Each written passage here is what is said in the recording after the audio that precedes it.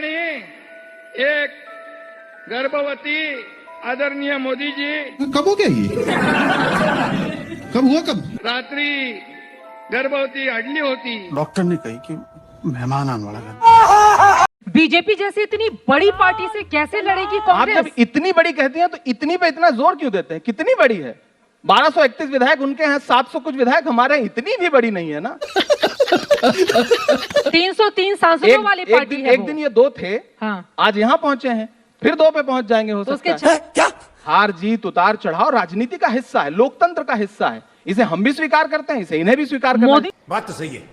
मोदी युग लेकिन जब ये से शुरू हुआ है लगातार ग्राफ गिरा नहीं है कांग्रेस पार्टी का। युग क्या? युग या तो सतयुग होता है, या तो द्वापर होता है, या तो कलयुग होता है, या तो त्रेता होता है।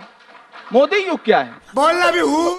हमारे एनडीए में कोई बड़ी और छोटी पार्टी नहीं है। क्या बात कर रहे हैं? इन सब की नजर एक है, वोट बैंक के ऊपर है, जिसको देखकर एकदम मोहब्बत का उभार आ जाता है। अच्छा, जिसको लेकर दिल में करार आ जाता है, जिसको लेकर दिल में प्यार आ जाता है।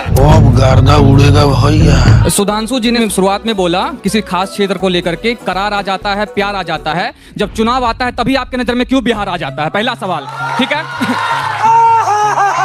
दूसरा सवाल मेरा है, उन्होंने कहा कि कोई भी पार्टी छोटी बड़ी नहीं है, जबकि पार्टी इतनी बड़ी है। एनडीए की सरकार है, 20 साल से नीतीश कुमार की सरकार है, और आपने आपको अब देश की सबसे बड़ी पार्टी मानते हैं, तो बिहार में पलायन जैसे मुद्दे क्यों नहीं रुक रहे हैं? आग लगा दी, आग लगा दी, आग लगा दी। यही नहीं, अभी और सुनिए। और आप देखिए 10-10 हजार रुपए दिए और कहा इसके बाद समीक्षा करके कुछ समय के बाद 2 साल के बाद इनमें जो उद्यमी होंगे उनको और ऋण दिया जाएगा। अभी बता दे। मेरा सुधांशु सर से सवाल है कि हम महिलाओं को 10-10 हजार रुपए दे रहे हैं। आप नीतीश जी की इतनी तारीफ कर रहे हैं, अगर आपने इतना ही अच्छा काम किया है पिछले 11 सालों में, तो आप बिहार में अपने दम पे चुनाव लड़ लीजिए। आपको नीतीश जी की क्यों जरूरत है?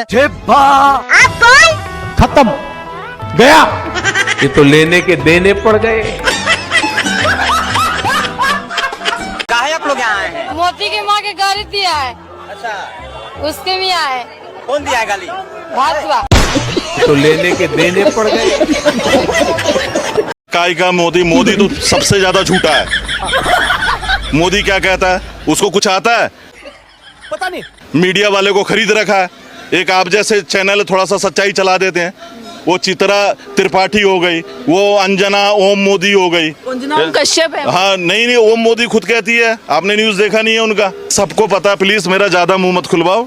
अच्छा, मैं कह रहा हूँ ना कि सब दुनिया को पता है ये कहते क्या है, करते क्या है। तो रुको, क्लाइमैक्स अभी बाकी। ये लोग किसी के सगे नहीं है, ये सबको मारेंगे। राम को भी नहीं छोड़ेंगे, रहीम को भी नहीं छोड़ेंगे, अब्दुल को नहीं छोड़ेंगे, करीम को नहीं छोड़ेंगे, किसी को ना। ये फोटो छपवा के सेना में किस पद पे आप काम करते हैं मोदी जी? आप कर्नल हैं, ब्रिगेडियर हैं, सेना के अध्यक्ष हैं, क्या है आप? खाली मार्केटिंग करने में लग गए। बेरोजगारी से तंग आकर जो लोग बाबा बन जाते हैं, अच्छा, लोग उन्हीं के पास रोजगार के लिए ताबीज लेने जाते हैं। क्या बात कर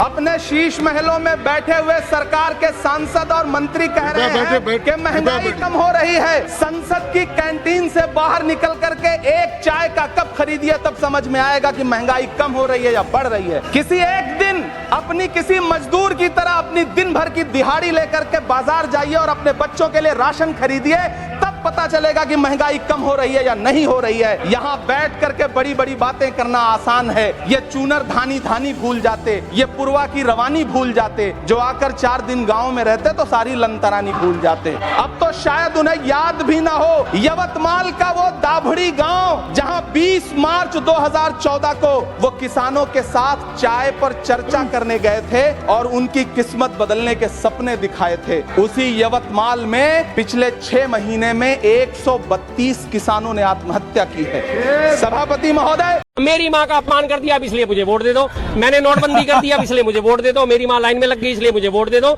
मेरी माँ ने बर्तन मांजे, इसलिए मुझे वोट दे दो। मेरी माँ घरों में काम करती थी, इसलिए मुझे वोट दे दो। क्या बात है यार, क्या मजाक बना रखा है आपने।